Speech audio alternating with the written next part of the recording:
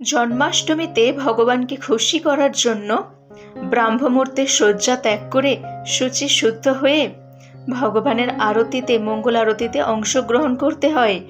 আর ভগবান সবথেকে বেশি প্রসন্ন হন যদি আমরা সাধুর সঙ্গে থাকি।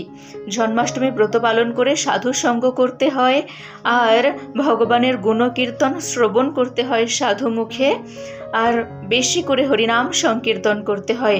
মন্দির পরিষ্কার পরিচ্ছন্ন করার কাজে অংশগ্রহণ করতে হয়। ভগবানকে খুব সুন্দর করে শৃঙ্গার করতে হয়। ভগবানের শৃঙ্গার যেন খুব সুন্দরভাবে হয়। আর ভগবান যেগুলো পছন্দ করেন, যে ভোগগুলো, যেমন মাখন, মিশ্রি, নারকেল নাড়ু, আরও অনেক কিছু নিবেদন করতে হয়। মনের মধ্যে ভক্তিভাবটা সব থেকে বড় কথা। মনের মধ্যে ভক্তিভাব যেন থাকে, আর সাধু সঙ্গে ভগবান অতি প্রসন্ন হন।